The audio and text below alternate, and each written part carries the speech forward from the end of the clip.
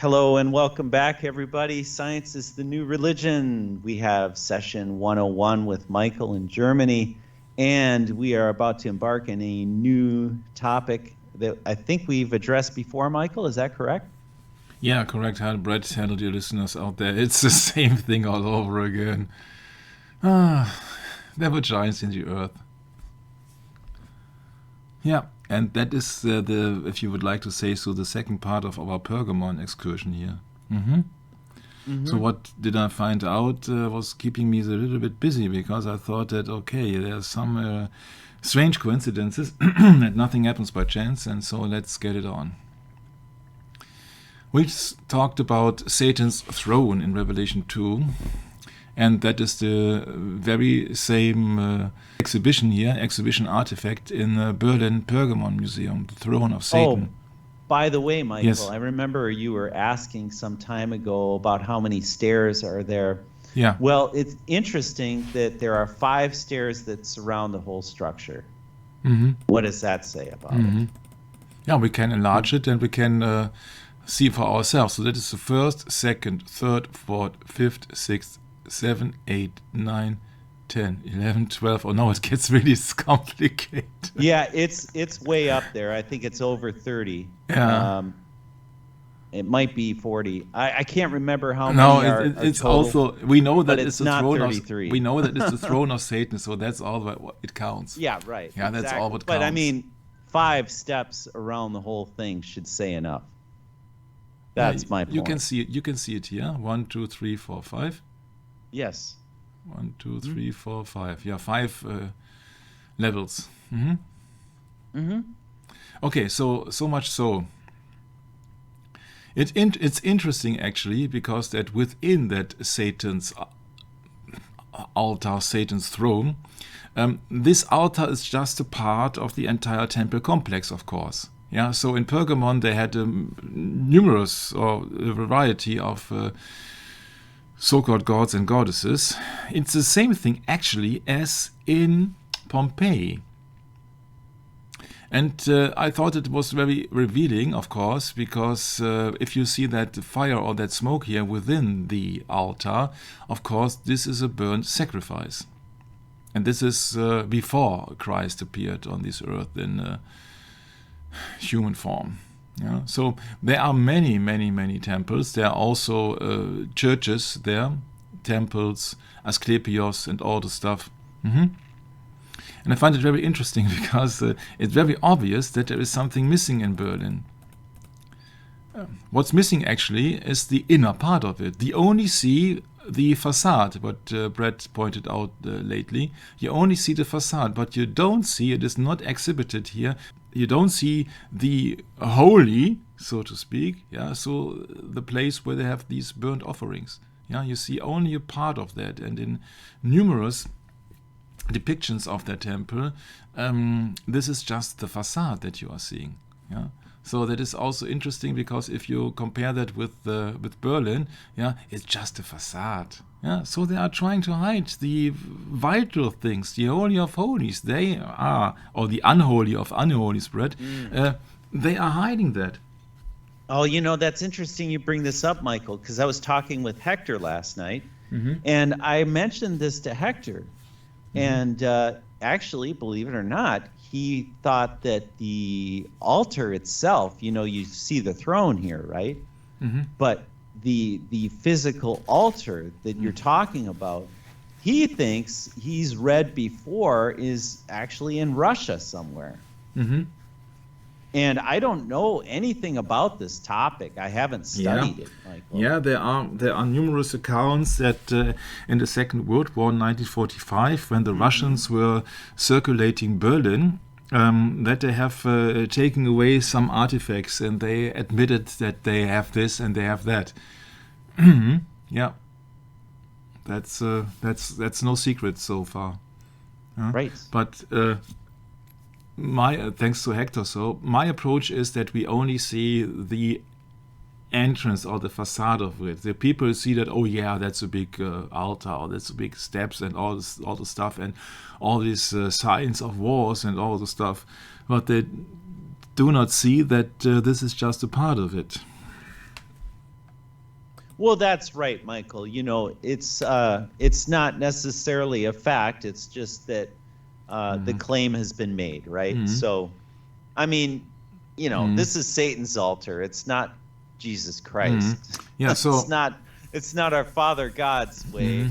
It's Satan's way. Okay, so that's our enemy. I will make a short translation here into English. That's the Odyssey of the Pergamon altar. The Pergamon altar is the pride of the most visited Berlin museum. 50 years ago, the huge antique findings was coming back to the Pergamon Museum. It had been transported to the Soviet Union after the Second World War and then returned 1958 to Germany. In November 1958, the Berliners could take a look at the Pergamon altar because this wonder of the world in the antique times was from 1878 to 1886 in the former Turkey been excavated. So very interesting. These were the times when in Germany the Jesuits were expelled, Brad. Oh, wow. So there was from 1912 to 1930 a Pergamon museum, more than 1.1 million visitors lately. So that's it. But what's really interesting is it was coming back after the war in 1958 to Germany out of Russia from St. Petersburg. Yeah, that's a big city in Russia. It's not only a big city in Russia, that's a very interesting city in Russia. In English, please. Why does it show up in English? Oh. Ay. So, St. Petersburg, it's a federal city. It's in Russia. Later, Leningrad is the second largest city in Russia. If I'm informed correctly, then we got a German nobility. She's called Sophie of Anhalt-Zerbst, and she later became Catherine the Great. And she was the one who was protecting, after the restraining order of the Jesuits by the papacy. She was hiding and giving shelter 201 Jesuits in St. Petersburg, Brett. Yeah, right. I've heard the story. Yeah, so that's event 201. 201 Jesuits. And that was in St. Petersburg. That's very interesting when you think that after the Second World War, it was coming back from St. Petersburg from Berlin. So from the city which was famous for protecting the Jesuits. Right. But it's just another coincidence, of course. So thanks for the remark of Russia. And then you got already your connections to the Jesuits, maybe. You see everywhere that inside the temple there were burnt offerings. And most likely there was also here a construction to the inner temple, I'd say. Maybe we should call it inner temple. This is the facade with the stairs, and this is the inner temple. Yeah, and there were the burnt offerings, or the unholy of unholies, where you see all the smoke and these depictions here. We cannot take it for granted, but last time we spoke about this burning here and that blood which was coming down the stairs, a very theatrical view, I think, for all the people who were standing here. And we know that all the people who were in the Antichrist spirit bread, all that they hate me love death. That's right. So it's very interesting. When I go into this in the Berlin Museum, then I would copy my link here.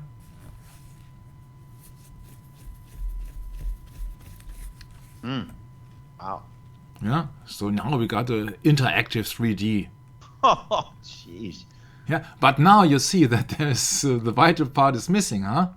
Ah, yeah, right, of course. They don't tell you everything. No. They don't tell you everything. You can choose your site, what you are looking to, but you can't choose the vital thing.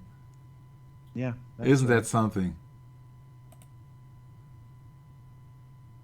Yeah, so maybe that has been stored in St. Petersburg. I would not be surprised. I have not looked it up. Yeah, but it's interesting that part of that is in Berlin, and if part of that is in Russia, well, that would tell a tale. Yeah, you see, this is all. Well, who knows? I mean, with today's, the strategy of the enemy.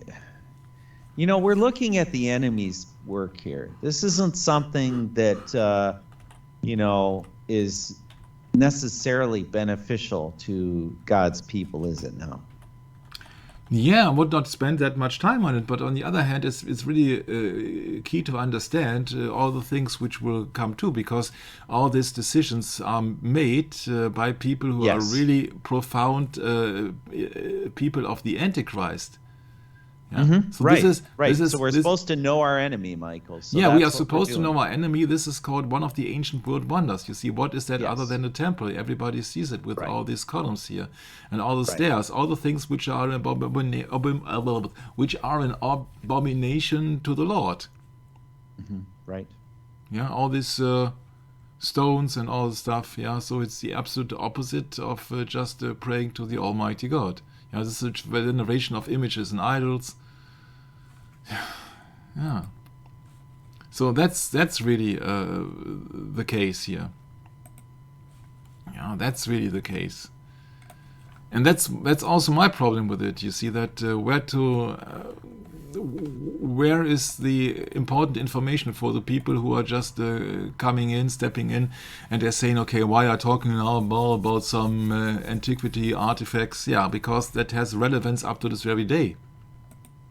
If you don't believe it, you don't have to believe it. But you see that the Bible clearly speaks of Antipas, my faithful martyr, has been slain there. Yeah, you see that in Pergamon has been slain here, which is very interesting, because if you then compare that with the Bible, which we will do now in the King James Bible, there you go, Book of Revelation,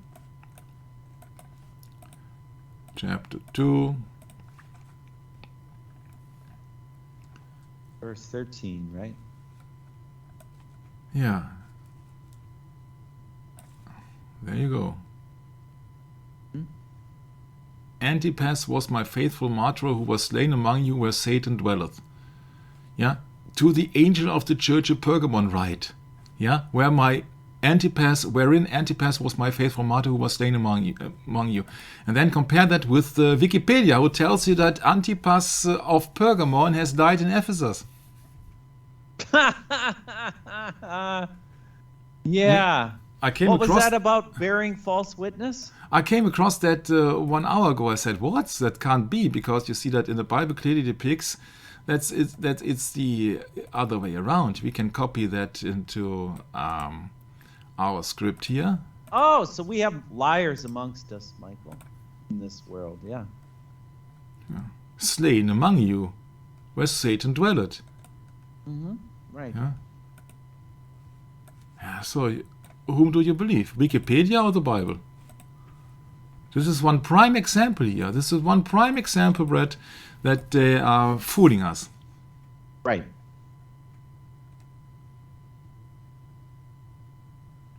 Well, that makes sense, Michael, because of everything else in this world, the way this world works. Mm-hmm. That they have to lie to you in your face, and you have to believe it so that you can receive your paycheck. Yeah, it's also very interesting, because you see that cross here stands for the death. Of course, it's a death instrument. It's a murder weapon, the cross. And also it is 92 in Ephesus. And we assume that the book of Revelation has been written somewhere around that year. 92, 95, if I remember correctly.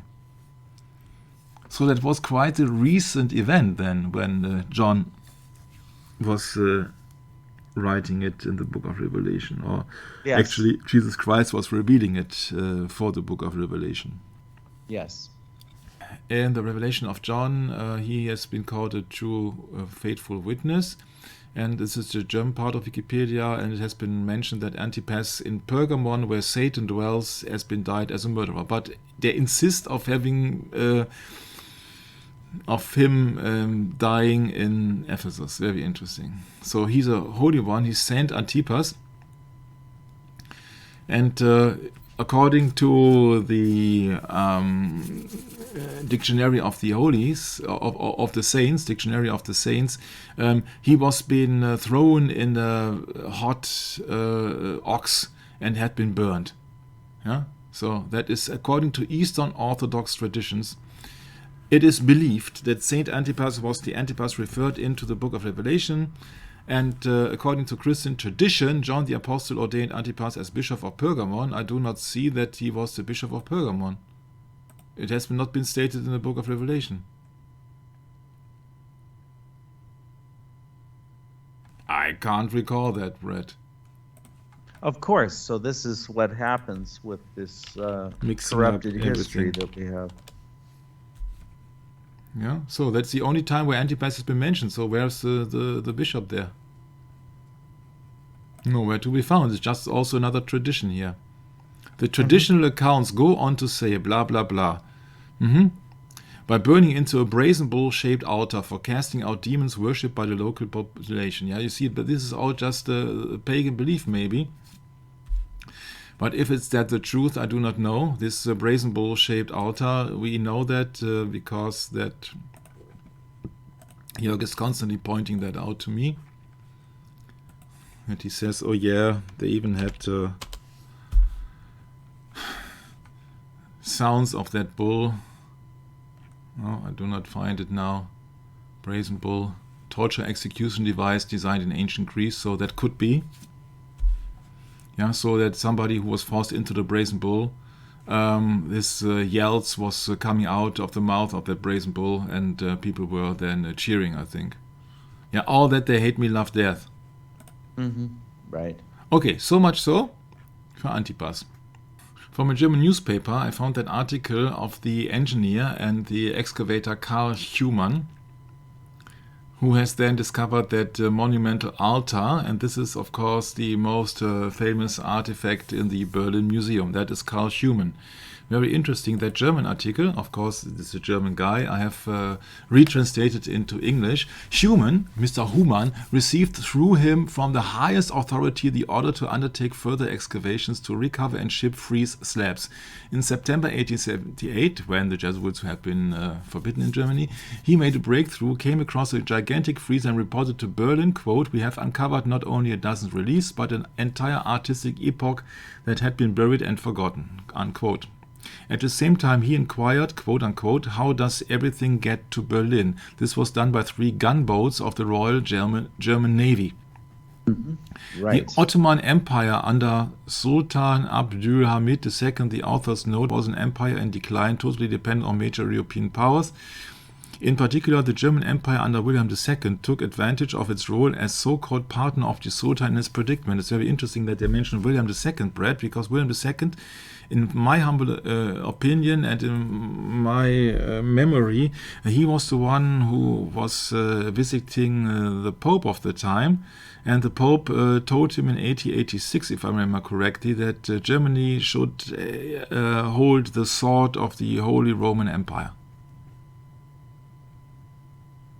And then, of course, it would be very fitting that this artifact of Satanism would be in Germany, because Germany was ordained by the papacy then to fight against whom else? Russia and all the stuff, to create a new Holy Roman Empire. Yeah, that's my train of thoughts here. You see that Adolf Hitler, the German dictator, was a fascist dictator. Fasci, of course, was the same as Mussolini in Italy. Fasci. And he was Roman Catholic to the core, and he said he modeled his Schutzstaffel SS, so his secret police, after the model of the Jesuits. Yeah, so it's... who said that? Wasn't it Himmler? Yeah, some of the highest authorities in the Nazi Germany that said they modeled the SS after Loyola's Jesuits. Yeah, something like this. I have to look it up. It's in Rulers of Evil, I'm quite sure. So, under political pressure to the point of bribery, the Ottoman government bought and sold all these excavations found from Pergamon for 20,000 marks. Officially, the amount was declared as support for many Muslim refugees who has been expelled, and it's all blah blah blah. The author states, without the predicament of the Ottoman Empire, or Turkey in small, and the dominant role of the German Empire from 1878 onward, the government in Constantinople, or Istanbul, would never have been ready to accept the removal of the artwork, so the Pergamon altar, abroad. Yeah, so that's what they tell us then. It's interesting that it all happened in the time when the Jesuits were expelled from out of Germany. Yeah, isn't that something? Aha. This looks familiar. Thanks to American researcher called Brett, we came across that artifact, which highly resembles at least the facade of the Pergamon altar, I think, and it has some major steps to it. Yeah, so that's the Victorian or Victory altar of the fatherland. Blah blah blah blah blah. It has nothing to do with the venerations of images and idols, and also you see a quadriga. Oh, nothing to do with Romanism. No, yeah, sarcasm. No. But you see that on the top here, you see these quadrigas, which are from Babylonian offspring. Yeah, this is Babylonian original. We talked about that when we talked, aren't we? Yes. About the quadriga on the in Berlin, actually, huh? So there's one thing that Rome and Berlin has in common, these quadrigas. It's everywhere, but usually you don't get any education about that.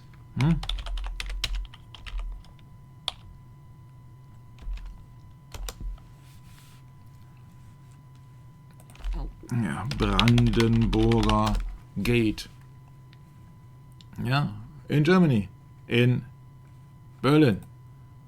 Yeah, you got the same symbolism, all coming from Babylon, with a cross and an eagle. Oh, and a Christmas tree with a pentagram. Ah, great. So it's everywhere. It's everywhere.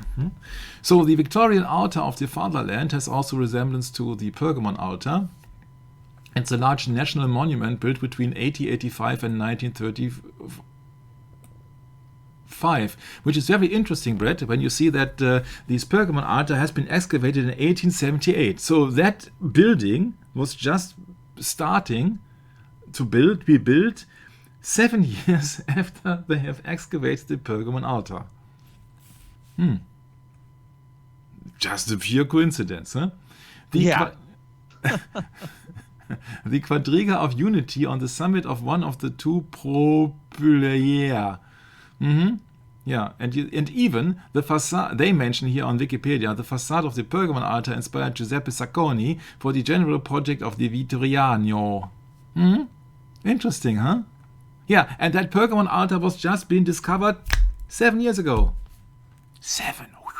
Huh? My. How many coincidences would you like to get, huh? And also I found another... yes. Michael, this reminds me of Daniel 7, verses 6 and 7. Could you start the sentence, please, again? And maybe even further. Could you 7 please, and 8, please start the sentence again so that I can better edit it, okay? Oh, yes. Okay. Michael, yes. This topic reminds me of the book of Daniel, chapter 7, in particular verse 7, but I want to read 6, 7, and 8, if that would be all right. And I'll just wait till you're ready.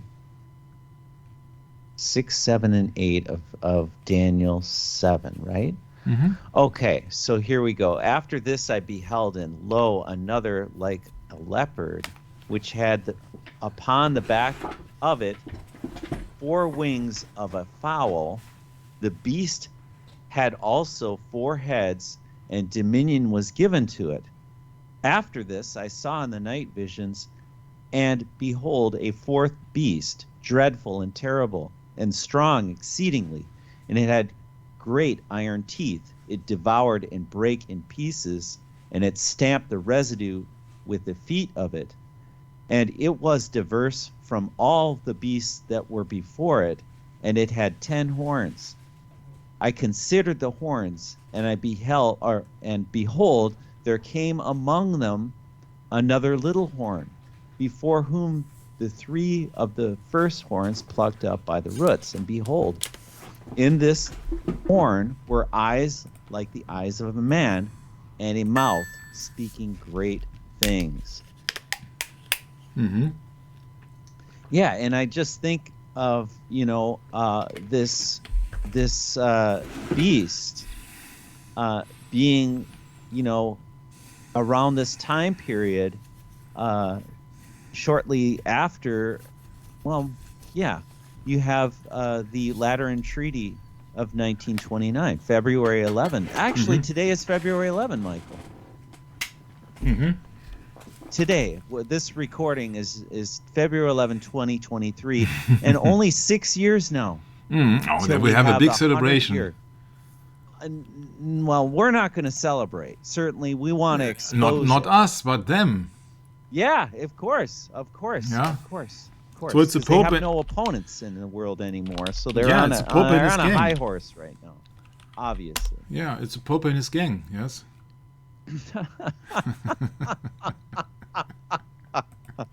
No. Oh man, hilarious. Yeah. That's right. Okay. Yeah, you can expect that in 1929. In 2029, though, that the agenda 2030 is that they can celebrate in 2029. Mm-hmm. I suppose you're right. Yeah, of course. That makes sense. And you will hear all the trumpets of the Vatican. Right. Yeah. So much. Yes, that's it. Yeah. Mm-hmm. You see, this is a direct reference and has been built 7 years later. Don't tell me that these are all coincidences. And you see that kind of a style, building style, you also see in Fatima in Portugal. This week I stumbled across that video here of Rome reports the consecration at the shrine of Our Lady in Fatima in Portugal. Yeah, it has something to do, of course, with the prophecy of Fatima that Russia has to be Catholicized. Yeah, that's also the main purpose, I think, of the so-called war or wars and rumors of wars happening there. Yes, I'm going according to my timeline in Matthew 24, because I believe that the theory of Tom Frass is spot on. That is just all about the deception of the Third Temple. If you don't believe me, you have to do your own research, because you will find that video also on my channel. Back to the topic here, you see that this style, yeah, with these facade of the Pergamon altar seems a bit similar. And Fatima has officially occurred in 1917, Brett. In 1917, if I remember correctly, that was the year when in Germany the Jesuits were being restored again. But I think it was 1917, during the last days of the First World War, Jesuits in Germany. The Jesuit ban was lifted in April 1917. Yes. Yeah, April even. Oh, wow, Yeah. that's interesting. Yeah, and when was Fatima? What is April? Well, historically, Michael, Yeah. before the Gregorian calendar, we had the Julian calendar. When April came along, it was the beginning of the year.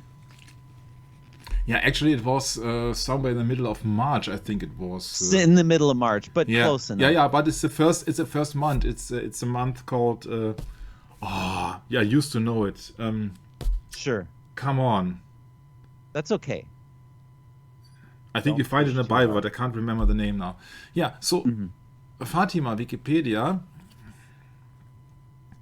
was the Mary apparition. It happened in 1917 when the Jesuits were being in full force again, in May 1917.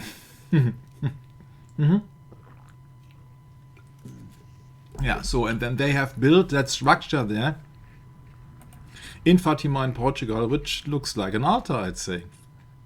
Yeah, Sure does. With a column. Obelisk. Yeah, obelisk, yes. Yeah, and of course Mary. With a corona. With a crown on it, yeah. Yeah, you see this is on top, you see here Fatima, and here you see the facade of the Pergamon altar. Yeah, you have columns everywhere. Yeah, do you really believe that would be a Christian place here using Greek columns? Okay, then you believe so. And these are the three children. Wow, that's incredible, Michael. It looks so similar. Yeah. Yeah, really does. Why they call them steeples is to totally deceive you. They're obelisks. Yeah. Yeah, and these are the three children whom Mary appeared. These are not the three holy kings. And at least red is only water which is here washed upon the stairs. It's not blood yet. Maybe it's also then red like the river Seine after the slaying of the, what was it, of the night of the Bartholomew night? When the river Seine was with blood and the Huguenots were slain. Was Bartholomew night, huh? Bartholomeus Nacht. My, so many questions. Yeah, Paris blood marriage. Französisch Massacre de Saint-Barthélemy. A pogrom of to French Protestants. Yeah, where the river Seine was filled with blood. Yeah, 5072. Okay. So that video tells me that there is something to that style. So that is also the style of the Roman Catholic Church to have that Greek Acropolis style of a temple, which then was being handed over to the Romans, and then been handed over to the entire world, because Germany and was once again the Holy Roman Empire of German nations, and of course Portugal was also serving the Pope, and now is connected to the papacy with their Mary apparition. I can imagine that the city of Fatima lives from tourists alone. Yeah. During the third of those apparitions, that Rome report tells me, she warned that without prayer and the consecration of Russia to Immaculate Heart, that nation would spread her errors throughout the entire world, fomenting, wars, bread, and rumors of wars, and persecution of the church. It was Pope Saint John, or another saint, Pope John Paul II, who fulfilled Mary's request on March the 25th of 1984.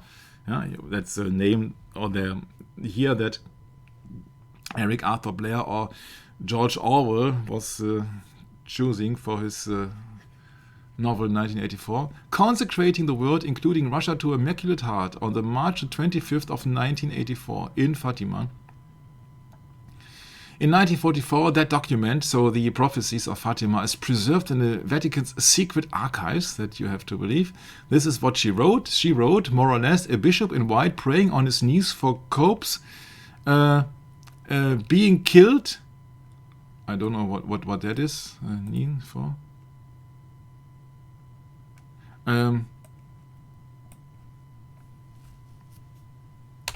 Okay. So, a bishop in white praying on his knees being killed by a group of soldiers. And people rely that to the assassination attempt on our Polish Pope John Paul II in 1981. And I think that is a mismatch, because you see the Fatima's prophecy speaking about being killed by a group of soldiers and not by a single one. Tja, but it's always great to look upon that. That Pope, Jean Paul II, considered the assassination attempt or the failed attempt a miracle himself. He said one hand fired, but the other hand was protected by Our Lady. So that means that Mary, Our Lady, has protected him from dying due to that assassination attempt. We know that, or we highly assume that was just a fake attempt. It was also the same year that Ronald Reagan was having a failing assassination attempt. Interesting enough that John F. Kennedy did not have a second chance, Brett. So, and that Pope said that the path of the bullet has been deflected by the Virgin Mary to keeping all vital organs of his body safe. Yeah. Scientifically, there is no explanation. It must have been a mother of God who protected him. It's like in Hiroshima, Brett, right? Yeah, when there was destruction everywhere, but only the monks in the monastery, the Jesuit monks and so on, they were unharmed. I'm sorry, Michael. I had to run out and feed my cats quick because a cat was nipping at my heels here. So when John Paul II said the failed assassination attempt in 1981 was due to the Virgin Mary, Our Lady, she deflected the path of the bullet and keeping all the vital organs of his body, or the Pope's body, safe. The doctor said that scientifically there is no explanation in it, so it must have been the Mother of God who protected him in that assassination attempt. So that is the very same explanation he gave that the monks in the monastery in Hiroshima gave when they were unharmed, although that's right. Although this, due to the rosary, although the entire city was burning. Interesting, huh? What a coincidence. At that moment, Catholics seek the protection of the Mother of God. Oh, the Mother of God. Oh, Brett, come on. There is no Mother of God. There is a Mother of Jesus Christ in the flesh, but there is no Mother of God. You see that every time they switch it around. Yes, Michael, but there's a liar. Yeah, there's a liar, the father of lies. Every time they recite a Hail Mary or pray the Rosary, and the Church has been asking Our Lady to intercede on behalf of Russia. For over a century, Pope Pius XII, Eugene Pacelli, so Hitler's Pope, did so in 1942. No, 1942, that was the year when the Germany was having a war with Russia. It's Operation Barbarossa. Barbarossa means Friedrich, the emperor. And he was on a mission. It's everything connected here. Yeah, that's the interesting thing, that if you really think about Heiliges Römisches Reich, Holy Roman Empire of German nations. Let's have it in English. That's more easy to do so.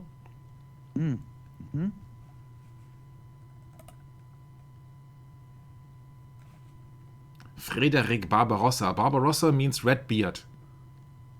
Yeah. So, it was the Holy Roman Emperor.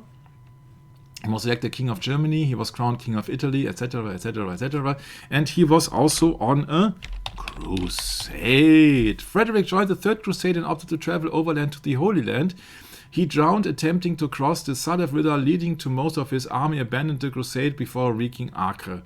But he was joining the Third Crusade.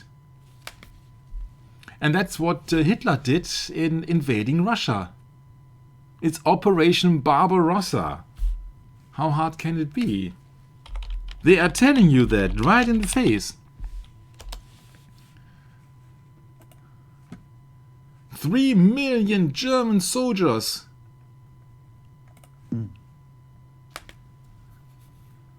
Was the invasion of the Soviet Union by Nazi Germany and many of its Axis allies, including Italy. Starting on Sunday, the 22nd June of 1941, of course, that's the... that's right around. Oh, wow. It's the summer solstice, 22nd of June. I think that almost nobody talks about that. It's summer solstice. It was the largest land offensive in human history with over 10 million combatants taking part. The operation, codenamed after Frederick Barbarossa, a 12th century Holy Roman Emperor and German king, put into action Nazi Germany's ideological goal of conquering blah blah blah blah blah. No, it was just to go on a crusade against Russia. And that's what they're up to the entire time. That's what they're up to with the prophecy of Fatima, and that's what they're up to with the so-called Ukrainian war. So, get back here. So, Pope Pius did so in 1942. He consecrated... what did he do?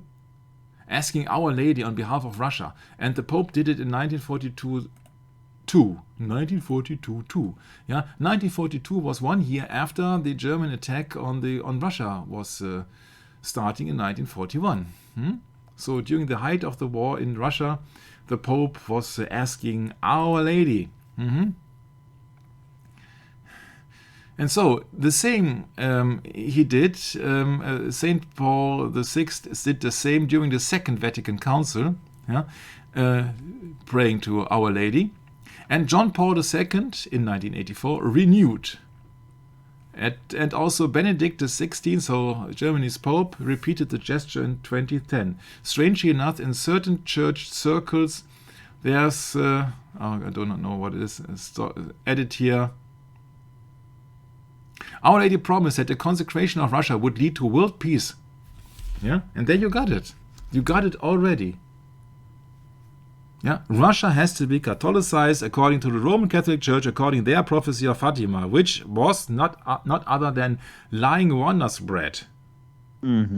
Satan's lying wonders, and the people will believe it. When their father, which you shall no one call your father, in Matthew 23 verse 9.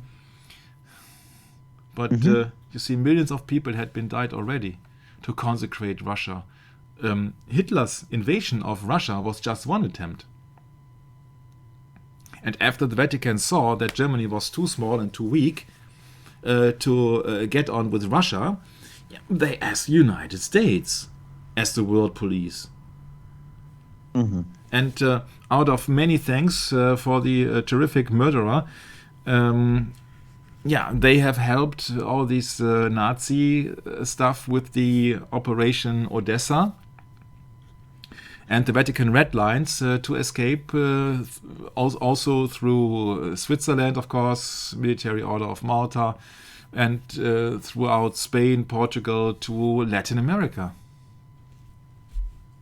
Yeah, the consecration of Russia would lead to world peace. Peace means peace of the wicked, though Satanism all over the place, that's their peace. When Satan calls for peace, what kind of peace is it? The peace of the wicked. Well, I tend to see that a little differently. It's like, they want a peace. They want the whole piece. Okay. Yeah. Even I get it. The whole piece of the world, Yeah. It's our piece. Yeah. Peace and safety? Yes, that's what I was reminding, yes. Yeah. The power of diplomacy has run its course, and the power of prayer is often all that's left. Yeah, the prayer you do in that snake hall, Pope Paul VI audience hall, we have talked about it elaborately in the Kennedy conspiracy sessions so far. Yeah, and I show you, of course, that angle that you don't see the fangs here of the snake. My, these Catholics. Yeah, Pope Paul audience. Oh, that's a poem. That's a Pope Paul audience hall. Yeah, Pope Paul VI. Yeah. Yeah. That's Kennedy's Pope, huh? Yeah, you see that from a different perspective. Yeah, that looks a little bit more mean, huh? Than this here. My. That's right. Yeah. Lord Jesus, our Pope, your Pope, Francis, said, Lord Jesus, dead in the arms of our mother in Kharkiv. Yeah, Kharkiv. Yeah, can you imagine where Kharkiv is? No, it's not in the United States. Have mercy on us. That's very, very key, Michael. They're praying to a dead Jesus, not a living one. Not one that is alive in the spirit now. No, their Jesus is dead. A million city in Ukraine, of course, unless you might wonder. Yeah, our mother in Kharkiv, yeah, so... Kharkiv... We never finish. Yeah, and guess what? There is also Our Lady. Yeah, so Lady, no, Maria. Oh, you're in German, not English. Yeah. Oh, good enough though, right? Yeah, it's not good different. Enough. Our Lady Kharkiv.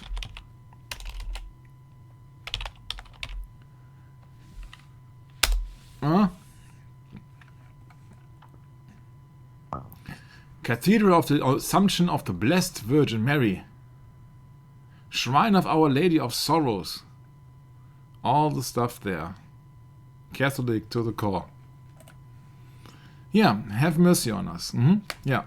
And even the Colosseum, they have then enlightened that Colosseum with the Ukrainian colors blue and yellow, which are, just by accident, the exact same colors than COVID is using. Yeah? Stay safe. And the same colors of the United Nations. Yeah? COVID. Stay. What is it? 6 feet, huh? 6 feet under. 6 feet distance. Oh, yeah. In Europe, here in Germany, all this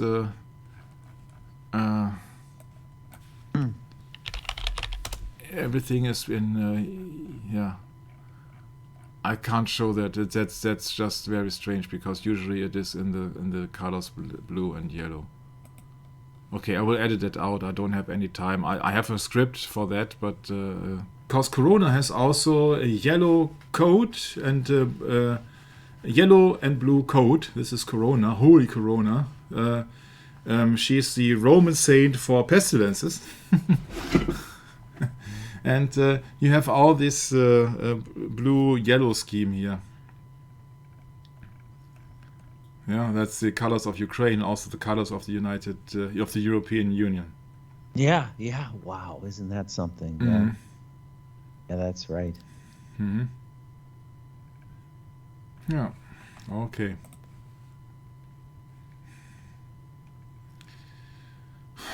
I've got book recommendations, several book recommendations about Pergamon. This is just a bunch of it. And I picked out the first one. It's coming from Helmut Köster, Pergamon, Citadel of the Gods, Archaeological Record and Religious Development, from Harvard Theological Studies, Harrisburg, Pennsylvania, Trinity Press. Ah, okay, look here. Trinity Press. Okay. I looked it up, and I looked up so much articles about that. And we know, of course, that Mysia was a part of the Roman province of Asia. Yeah, so Pergamon was also a Roman province. We know that Eugenius II has built that temple, or that temple district on the altar. The altar itself is now housed in the Pergamon Museum in Berlin. In the second half of the 19th century, stones from the ancient citadel on the Acropolis of Pergamon were being burned in order to procure lime, so excavations sponsored by the Berlin Museum were carried out between 1878 and 1886. Interesting, huh? We know that this Altar of the Fatherland was the right name, Brett? Mm-hmm. Correct, yes. Was been starting in 1885. The great altar and its sculptures were removed with permission of the authorities in Turkey and taken to the museum in Babylon. The purpose of Pergamon's great altar is uncertain. Yeah, sure, you don't read the Bible, huh, do you? And continues to provoke debate. Was it a real altar on which which meat from sacrificed animals would be burned, or was it a Victorian monument with no sacrificial function? They just cannot tell you the truth. No.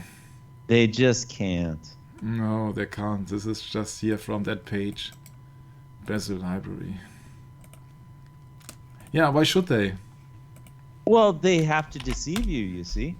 Yes, that's their main thrust. That's their job. Deceive you. Yes, it is.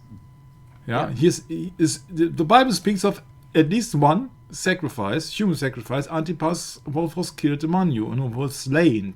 He was not only killed, he was not poisoned, he was slain. Ah, my. How hard is it for the people to accept that the Bible is correct?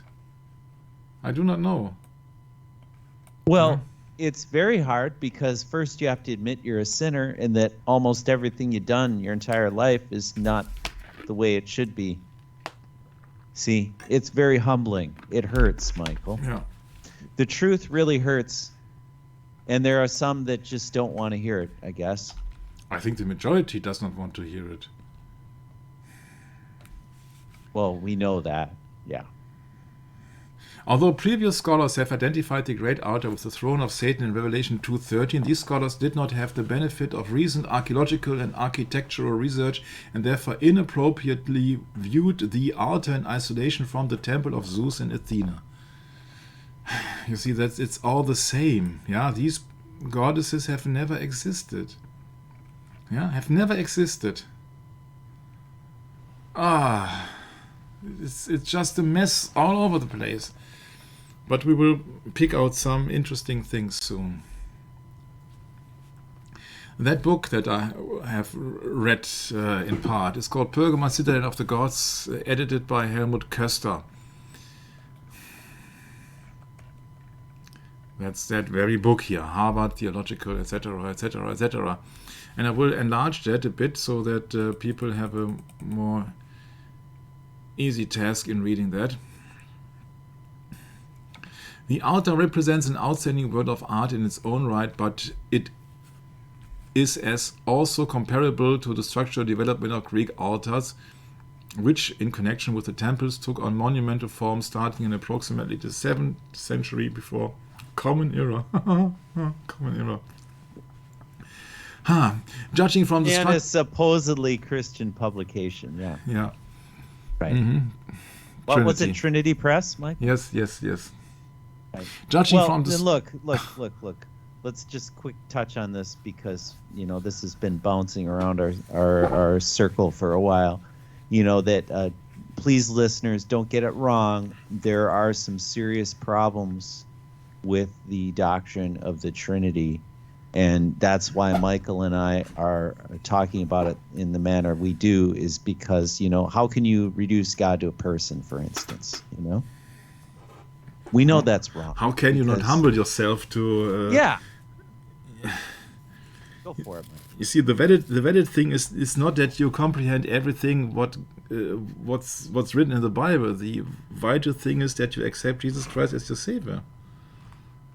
Bingo. Point made.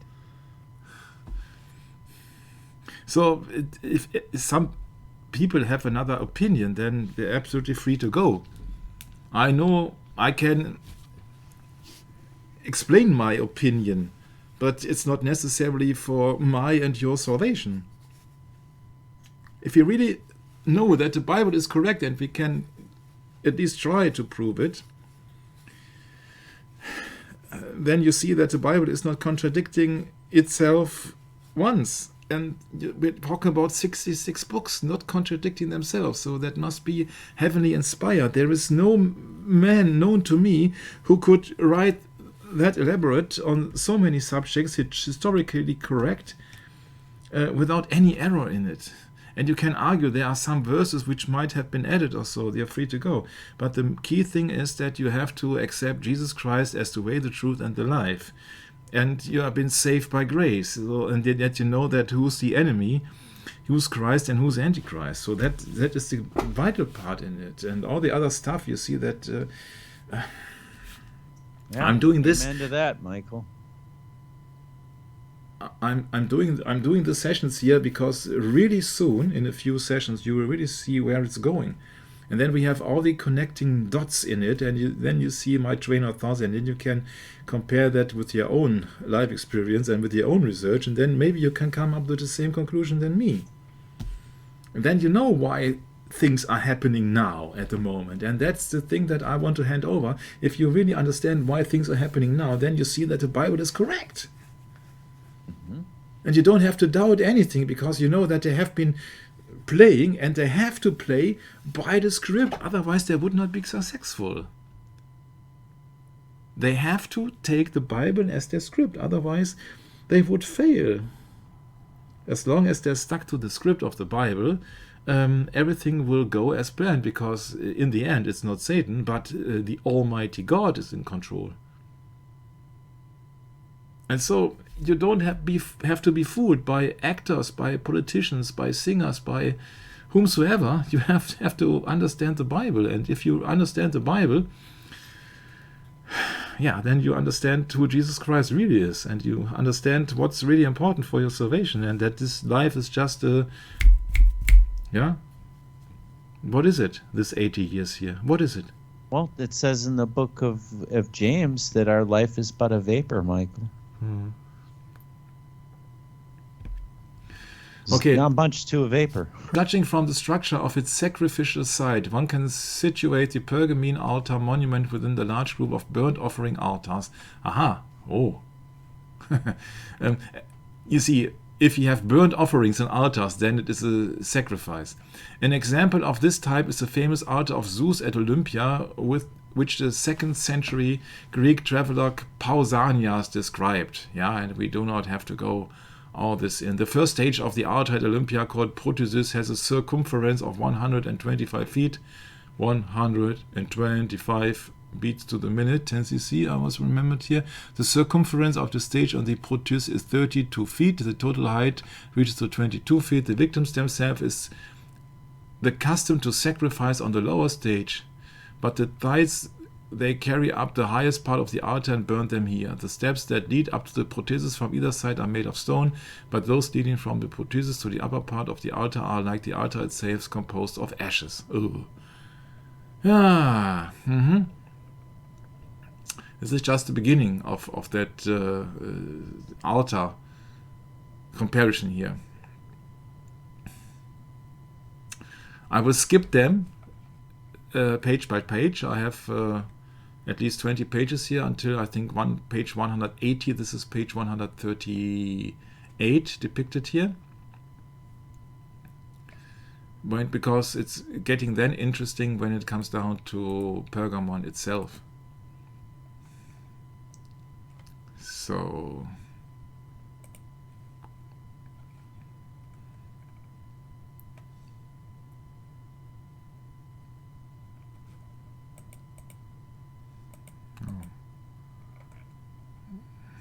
where is that? Where is that?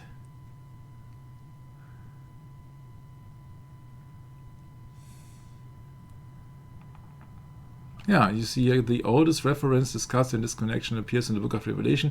In this apocalyptic work written about 95 after Christ bread, so 3 years after the slaying of Antipas. I know where your seat is. The most remarkable altar of Pergamon until its destruction in late antiquity was the large marble building rediscovered by Carl Humann. So that was the excavator of that Pergamon site. Even if the quotation did not directly refer to an altar of Zeus, this monument would remain the most plausible point of reference because of topographical and archaeological indications. The square rock bed on the mountain top, which previously had been claimed for Zeus' altar, was probably a tower with technical installations for the water supply. Nevertheless, Zeus was the head god of the Greeks. In his study of Pergamene cults, Erwin Olomouc deduced these from inscriptions that Zeus was already proclaimed at the center of the stage cult Anta Attalos. This further suggests the existence of an appropriate sacred district. Moreover, the old legend mentioned by an oracle of Apollo at Claros in connection with a plague epidemic around 170 before Christ, that in the days of old the Kabiri had attended the birth of Zeus by the great mother goddess on the top of the town hill must refer to the area to which the older apsidal cult building in the foundation of the altar belonged, and which was located between the two districts distinguished by the dedications to Zeus. So I can only recommend that book because it's quite interesting if you would like to follow that road. I like here to take an easy step out and look for several things which are more important for our discussion here. So, the area of the southern slope of the Acropolis below the venerable sanctuary of the city goddess Athena has already held a building before the erecting of the great altar. One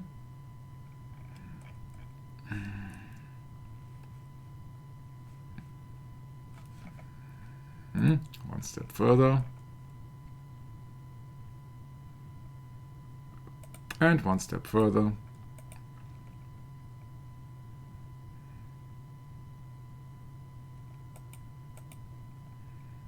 You see that why do I have to read all the books when in the Bible it's clearly depicted as where Satan dwells? So the biggest altar in that city, Brett, must belong to Satan. Yeah, it's not very hard.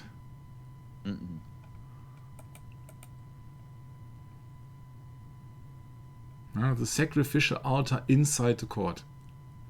Scholars generally assume that the sacrificial place for offerings stood in the center of the paved court. The interpretation, or the top of the pyramid, huh? The interpretation of the whole structure as an altar is confirmed by the typology of the construction and by the ancient literary traditions cited above. The sacrificial place, which served for the performance of the cultic act of burnt offerings, was identified on a bronze coin from the time of the emperor Septimius Severus, whose reverse represents the western front of the great altar. Yeah, there you got your proof, Wikipedia. Yeah. In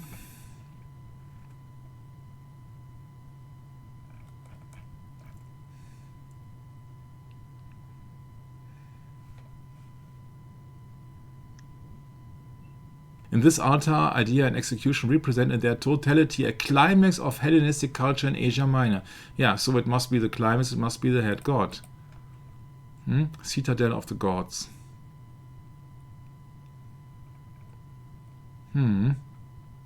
This is just the excerpts on this in this book. Pergamon in early Christian literature. And you see there, of course, they're referring to the book of Revelation. Yeah, that's right.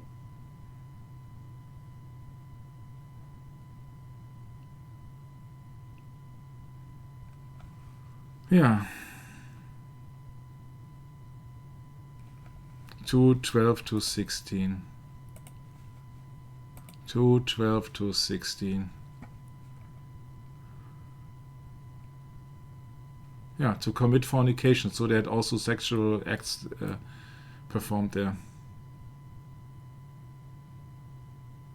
Yeah, you see the doctrine of Balaam to eat things sacrificed unto to idols and to commit fornication. It's everywhere. It's the same mess.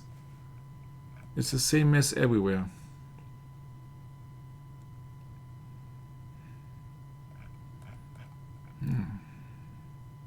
Yeah, the throne of Satan. Let me return, however, to Revelation's mysterious allusions to Pergamon as the location of the throne of Satan. One must understand this motive first of all the literary context on the book of Revelation as a whole, especially in terms of its system of symbols.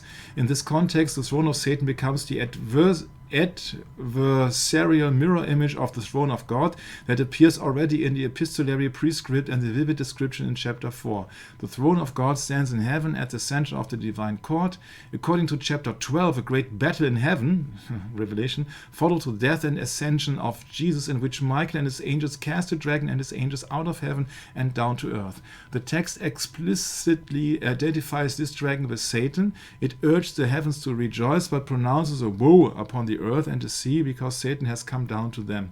In the next vision, a single terrifying beast arises from the sea, a beast that combines the features of the four creatures of Daniel 7 read. What you have just read. The description hints that this monster represents Roman imperial power in general and a negative type of the individual emperor in particular. Yeah, if you know that the emperor was seen as a god. The mortal wound that, and later on the emperor was the pope, which himself was then the Pontifex Maximus. So it's the other way around. It's not the emperor who was God, but it's the pope is God. The mortal wound that was healed evokes the Nero legend and presents the emperor as the adversary counterpart of the crucified and risen Jesus. Yeah, you see the mortal wound is something other than Nero, of course. An important feature in the description of the beast is the remark, and the dragon gave it his power and his throne and his great authority. In the book of Revelation, the throne of Satan is thus also the throne of the Roman emperor. Yeah, that's a lot to take it's a lot to explain, because the book of Revelation is a spiritual book, first and foremost. So not only did you explain the Roman emperor in this little discussion, we also at that time, you see, yeah, we're right. talking about 200 before Christ. Yeah, so that was well.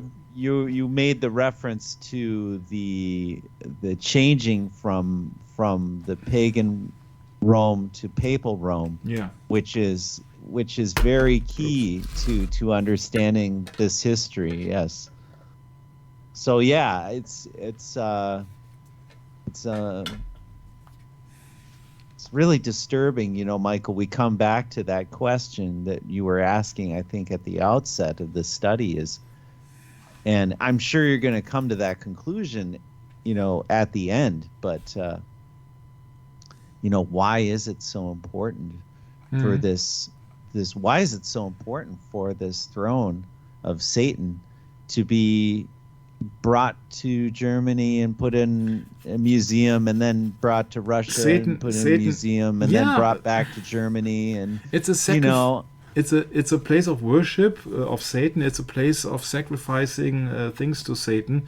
Yeah, and therefore you can imagine that all that they hate me, love death.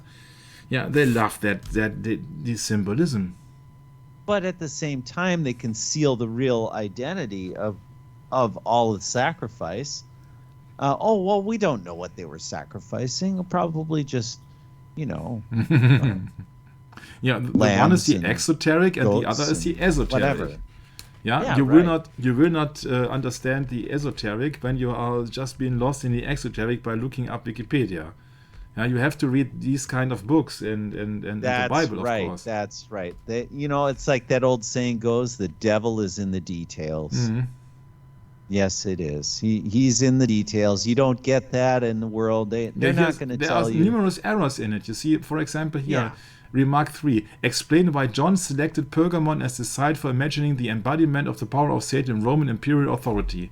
That is absolutely not true. It is not John who selected Pergamon. He received a vision by Jesus Christ. Yes, that's correct. Yeah, you see so that will stop this. Well, you this see, book that's here. right, because it's so easy to err in the faith when you have no faith to begin with. Yes.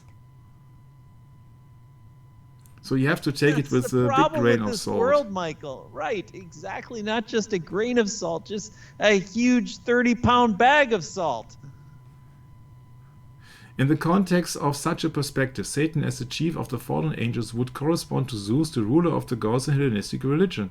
Yeah, because the gods of Hellenistic religion also are not following the Almighty God, but they are just pagan constructs of not following the Almighty God, but to have a counterfeit religion. Yeah, so if you know the Bible, then you can easily see what these people are playing tricks of you.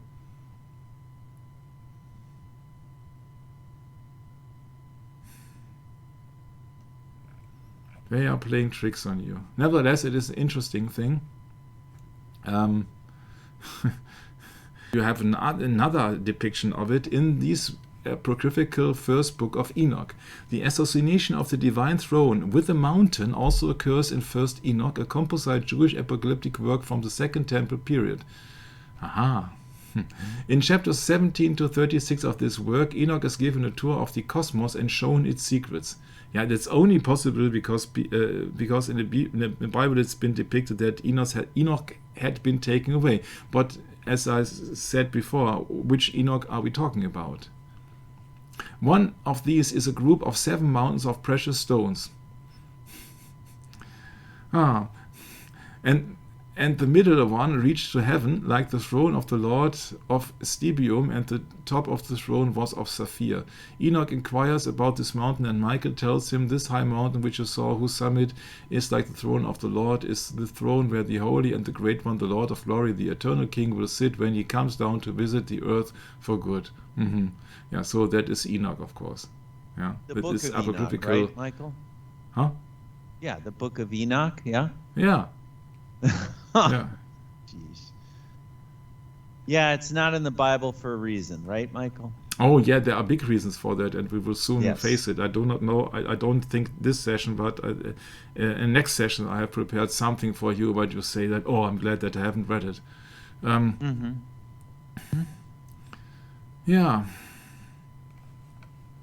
Yeah. So that's it. That's it here. There's also a reference of the Temple of Trajan. That was where the emperor held his foot on top of a globe. Which was then the Roman emperor at that time, Trajan. Oh, didn't you show us a photo of that before? Yes, I remember I did. that. Yes, I did. I do remember that. Yes. These are ancient ruins that have been... what's the deal with the link between Satan and Rome? Oh, guys, come on. Rome is celebrating Saturnalia. Yeah, right. Yeah. So for me, it's not that extreme interesting, but although I just wanted to mention it, that somebody who's like into research can easily go to that book here, Pergamon, Citadel of the Gods, and we are almost finished with that book here, but not finished with the script. In the book of Revelation, as noted earlier, Satan is the adversarial counterpart of God. Not quite. Satan is the adversarial counterpart of Jesus Christ. Oh, not Trinity again. No, don't go into this. Don't go into this, Michael. Yeah, the combat myth. Yeah, these are all, of course. If you venerate a temple with an altar in it, and the altar depicts a battle between gods and somebody who is revolting against the gods, then it's so quite clear that it's an allegation of the fight which occurred in heaven. Yeah, in Revelation 12. That's so blatant obvious, I think. Yeah. So obvious. Yeah, you see that they don't get it because they're just approaching it from the worldly standpoint. This woman is described as a great goddess here, a great sign appeared in heaven, a woman clothed with the sun, like Isis in the Hellenistic and Roman periods. How can you describe in the Bible something with Isis in the Hellenistic periods? The dragon is a version of the monster Leviathan that appears in earlier texts of the Bible, as well as the seven-headed Lotan, the enemy of Baal. The red color of the dragon recalls the adversary of Isis, Seth, Typhon. Oh, it's so obvious what they are missing here. The attack on the stars is an expression of rebellion and a threat to dissolve cosmic order into chaos. Oh, no. Oh. But just have to get rid of that book, because the more I read in it, the more I think that, oh my, it takes so much time to sort out all the things that I would not Yeah, agree. Michael, just simply put, we can say that they're using the typical theological approach to things, and it's all mixed up. It's all mixed up. It's all mixed up, yes. Yeah, but it's at least like we know. blender. At least we know there was a coin. It's like ecumenism, right? You just put it all in there, but just mix it all up. At least we can agree on that fact that there was a coin, yeah, which was depicted burnt offerings in the temple. So there you got it. Yeah. What else would you expect in a pagan temple? That's when in Catholic altars there are hidden bones. What do you expect? The altar? Listen to this, Michael. Conclusion. The praise and blame of the message to Pergamum in Revelation are two sides of the same coin. What coin were we just mentioning? Yes. The one with the sacrifice on it. Yes. Yeah. Yeah, that's it. You see, that's it actually. Yeah, Pergamon, Citadel of the Gods. Yeah, so we know there were coins. Yeah, and Fasci, there's also a register in that book. In the end, Fasci, the 3 or sometimes 2 lightly projecting bands of the architrave of the Ionic and Corinthian orders. Fasci. What? That is strange. Yeah, strange, huh? Yeah. Yeah. That is in that book. Yeah, so in Pergamon, with their temples, it's numerous temples or many temples. It's the same as in Pompeii. In Pompeii also they had several temples, and that's why Pink Floyd decided to make a record there, where thousands of people had been burned alive. With the outbreak of that volcano in When was it? Also around 1770 something, huh? Pompeii. I always got a problem with the spelling of that. Pompeii, yeah. 79 after Christ. Yeah, was a volcano. Mm-hmm. Yeah, so therefore you got all these dead people there and been worshipped there, huh? All that they hate me, love death. Oh yeah, that's why Pink Floyd said, oh yeah, that's a great place to play music with the dead bodies all over the place, huh? It has nothing to do with the pagan religion here. If you see that they are using a stadium and people are then getting their rhythm and they are talking about another brick in the wall that have no connections to Freemasons, huh? Yeah, and I know that in this Pompeii, we talked about that. I don't know when. When we're doing Pink Floyd sessions, yeah. Did we do that in English too? I think so, huh? Oh yeah, we did. Yeah, and we talked sure. about all these pagan temples there with the Sator, Arepo, Tenit, Opera, Rotas protection formula, this magical rectangular and all this stuff. This is all pagan stuff.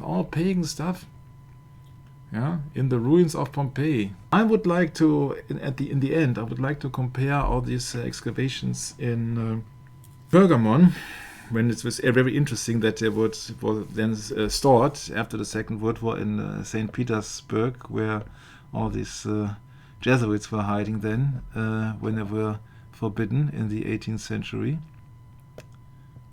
If you look it up to another German very famous guy, the name is called Heinrich Schliemann.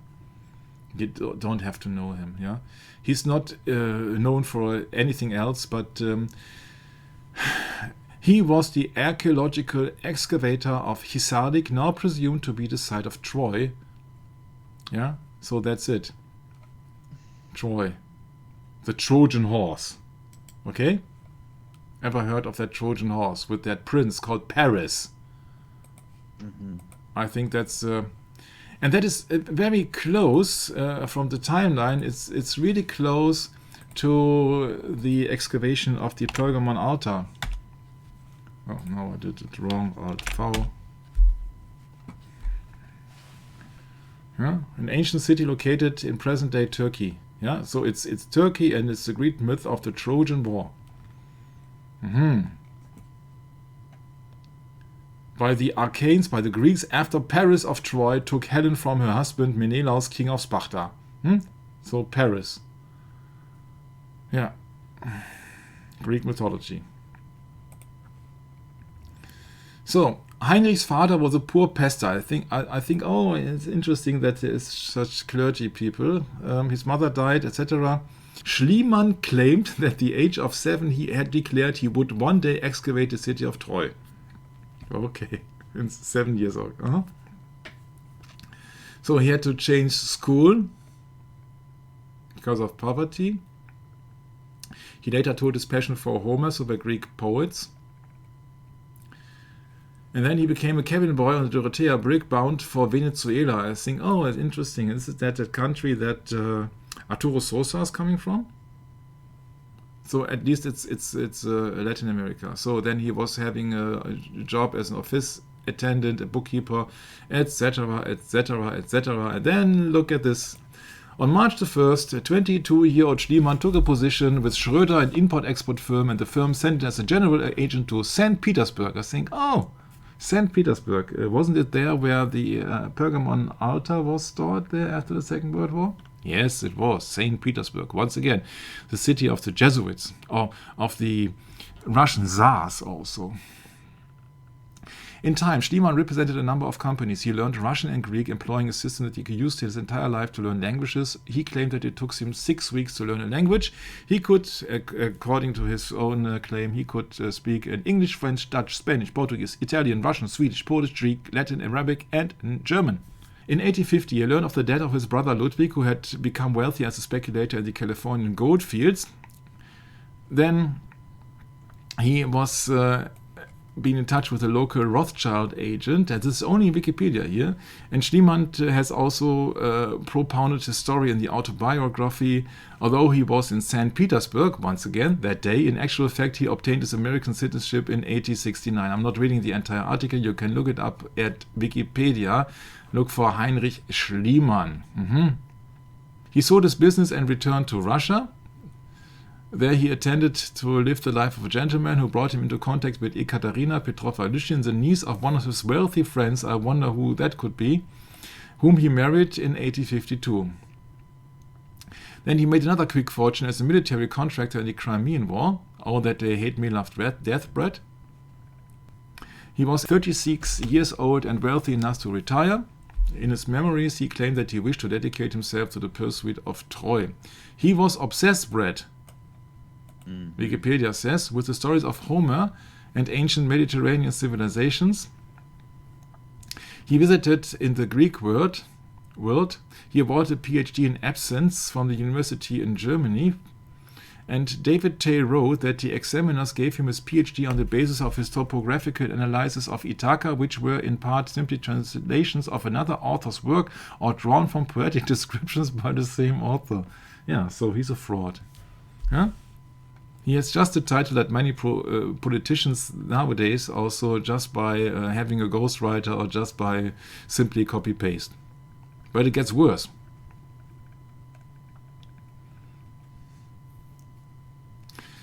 Schliemann's first interest of a classical nature seems to have been the location of Troy. At the time he began excavating in Turkey, the site commonly believed to be Troy was at Pınarbaşı, a hilltop on the south end of the Trojan plain.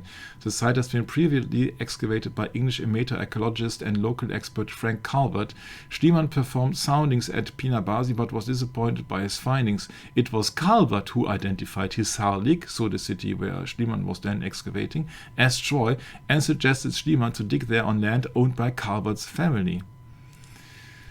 So then he began digging, 1870, close to the Pergamon. 1873 he had discovered 9 buried cities. He found copper and metal, etc. The layer that Schliemann referred to as the burnt city, as believed to be Troy, is now thought to be 3000 to 3000 before Christ, too early to be the location of the Trojan War had Homer describes it, so there are some differences there. However, Schliemann's often repeated story of the treasures being carried by Sophia and their shawl was untrue. Schliemann later admitted fabricating it, so these people are liars. I'm sorry to spend so much time on that. Rudolf Virchow. Oh, that's virology. Oh, yeah. Virchow. Yeah. And they had 2 children then, called Andromache and Agamemnon. So he was possessed with Greece. He was possessed, and this is his grave. Oh my, Brad, would you prefer that kind of grave? Man. Mm-hmm. No thanks. Yeah. So Whited sepulchres? Where have I heard that? What? Yeah, also relief here also. Yeah. So he wanted to be, after illness, he wanted to return to Athens in time for Christmas. But his ear condition became worse. Schliemann remained in Naples but managed to make a journey to the ruins of Pompeii. Yeah? So even when he was seriously ill, he wanted to visit Pompeii. Why, Brad? Because all that they hate me, love death. Mm-hmm. Right. On Christmas Day, he collapsed into a coma. He died in a Naples hotel the following day. Mm-hmm. Further excavation of the Troy site by others indicated that the level Schliemann named the Troy of the Iliad was inaccurate, although they retained the names given by Schliemann. So you see that it's just he wanted the fame. Yeah, he wanted the fame. He was obsessed. The Wikipedia tells you that was a man who was obsessed. Yeah? Schliemann may not have discovered the truth, but the publicity stunt worked,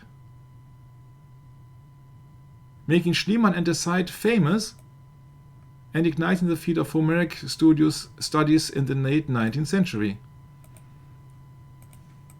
The publicity stunt. So these are all publicity stunts. These people are in for the fame. So with all these people, and when you really see that they are just excavating abominable things like the Satan's throne to preserve them for the public, that they could venerate again images and idols, dead so-called saints or just pagan gods, goddesses, to keep the myth alive of these giants, reliefs on that Pergamon altar, once again was having some connections to this strange song of Leonard Cohen. Cohen means a Jewish priest. First we take Manhattan, then we take Berlin. Because, of course, in 9/11 there's all symbology of Satan in it. Yeah, all symbology also, of course, of Freemason stuff.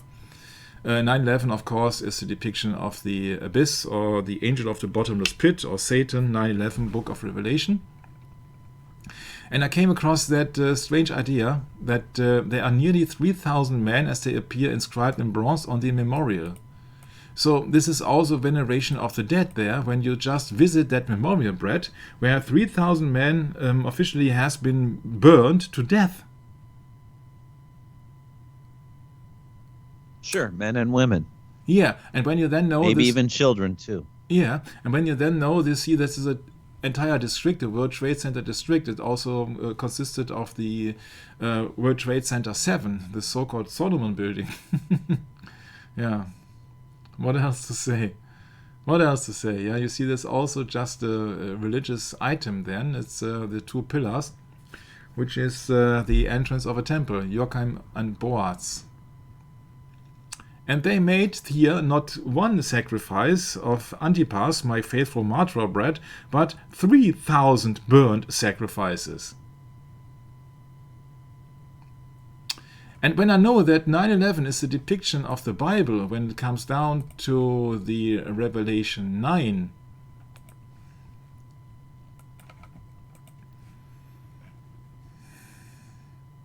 that's the part. You haven't read any verses yet except Daniel, so please could you take over that one. Revelation 9:11.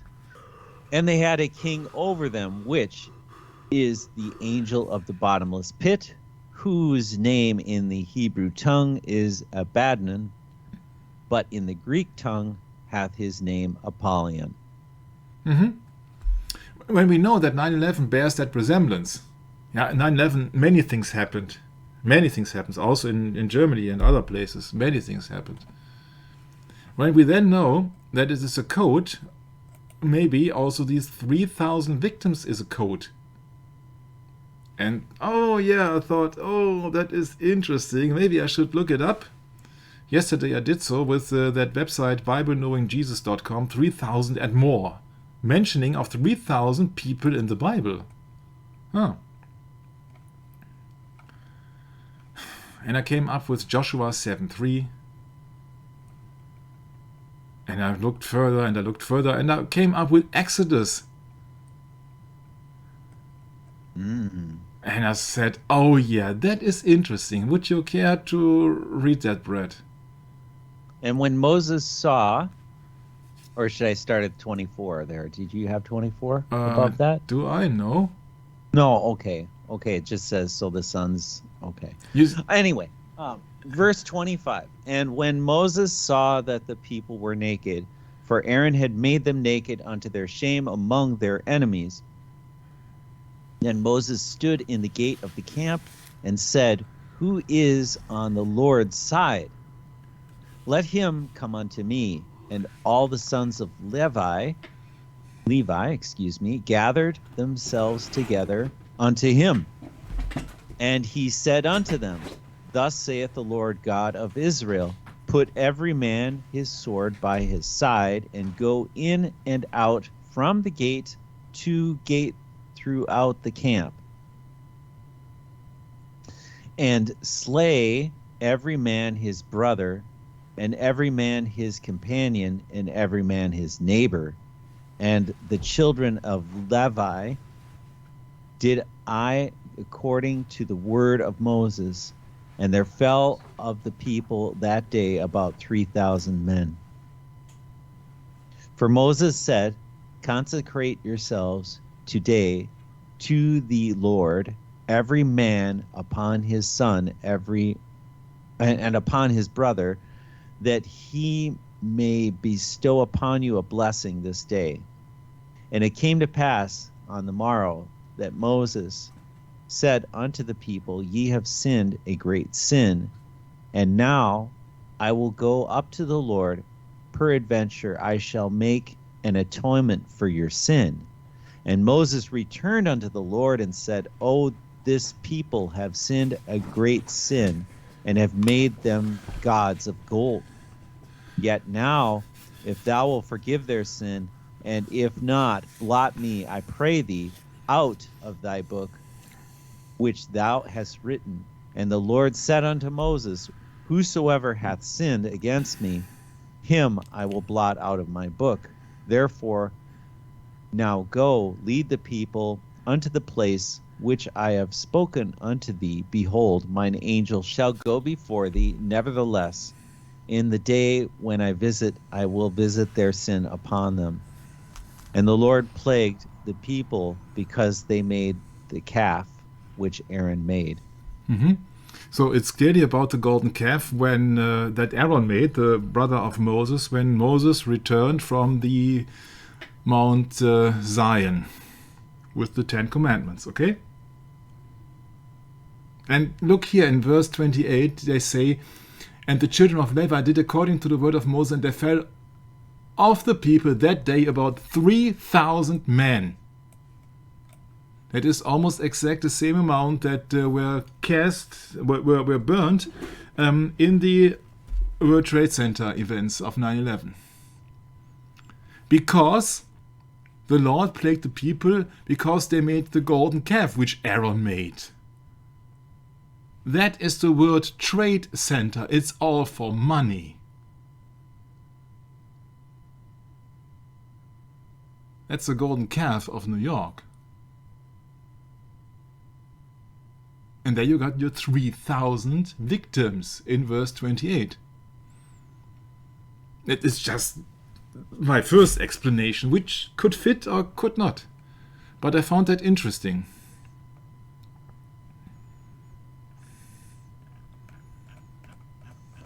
Yeah? Because you see that sculpture, this charging bull. That's exactly what I was thinking of earlier today when you mentioned Antipas. Yeah.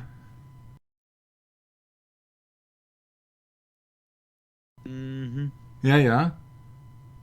A golden calf. Yeah, you see that even Wikipedia is telling you that is a sculpture. Broadway. It depicts a bull, the symbol of financial optimism and prosperity. So it's a golden calf. And even Wikipedia tells you. Yeah, this is just copied from Wikipedia. Charging bull has been a subject of criticism from an anti-capitalist perspective, such as the Occupy Wall Street protests of 2011, and has also been compared to the biblical golden calf worship by the Israelites shortly after their exodus from Egypt. Thank you, Michael. Mm-hmm. Yeah, and so you got 3,000 victims in the Bible, and you got 3,000 victims in 9/11, Brett. Mm-hmm. Right. Yeah? So could be, maybe, I do not know. What on earth is that? A poster showing a ballerina on the charging bull to promote Occupy Wall Street movement. Oh, jeez. Yeah. This has something to do with Exodus, and you see that what kept me into thinking with 3,000 in popular culture. Yeah. Wow, interesting. But there's also more. You see that we know that there's a Solomon building in that WTC complex, and in 1 Kings 4:3-2, it's been said that Solomon spoke 3,000 proverbs. So you got another mentioning of Solomon and 3,000, and you got the mentioning of 3,000 victims for the golden calf. Aha.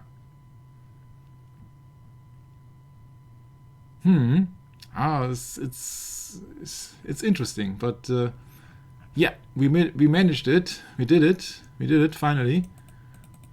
I think not a 90-minute session. Maybe I could cut some things out. I do not know. Yeah, but that's the second and the last part of the Pergamon altar.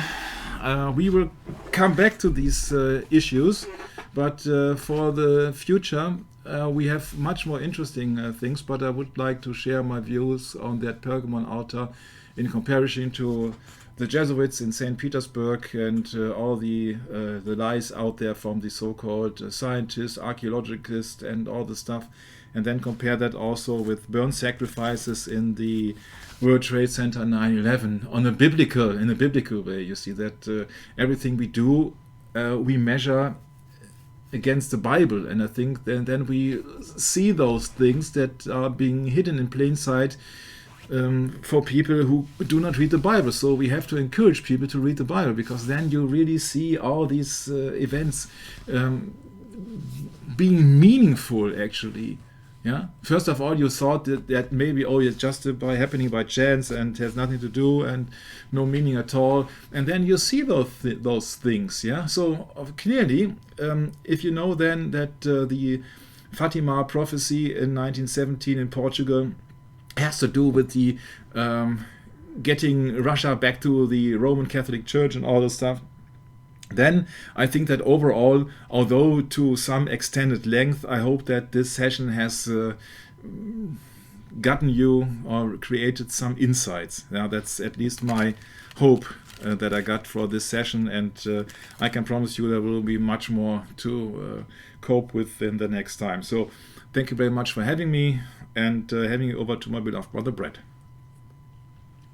Yes, Michael. Wow, that's it's really interesting to go back in history and take a look at this again, because wow, so much to talk about here, and it just, to me, the image remains in my mind of the book of Revelation when we speak of the bottomless pit. And I'm just going to type that up quick.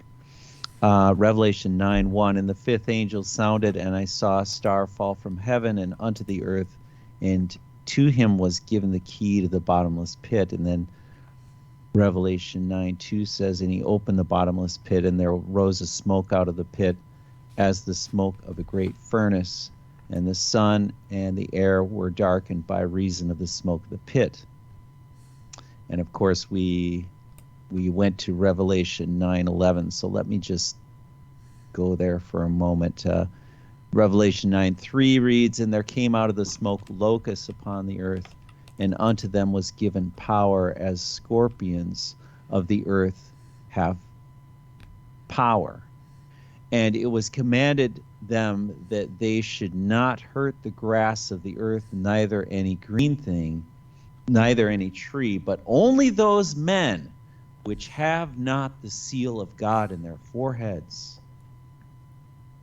And unto them it was given that they should not kill them, but they should be tormented 5 months. And their torment was as the torment of a scorpion when he striketh a man.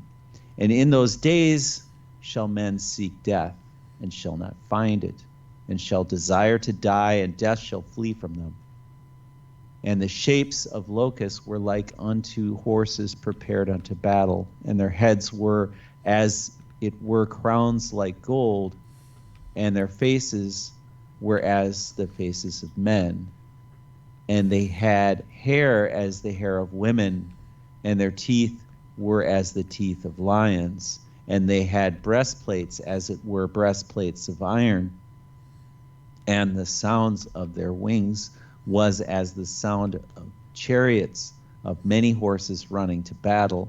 And they had tails like unto scorpions, and there were stings in their tails, and their power was to hurt men 5 months. And they had a king over them, which is the king of the bottomless pit, whose name in the Hebrew tongue is Abaddon, but in Greek hath the tongue Apollyon. Yeah, so Book of Revelation is a very intense study and far too much for this session. We are at the close of our session, but nevertheless, it's always important to touch upon the revelation and to touch upon the topics of the history that we have endured and that we have in this day and age an incredible access and window to that we've never had before. So Michael and I both would like to encourage you to do your own research and to study these things out. And in the spirit of Jesus Christ, let's get together and let's discuss this in a proper fashion on the public forum of YouTube. And we hope to see you next time. God bless and Maranatha.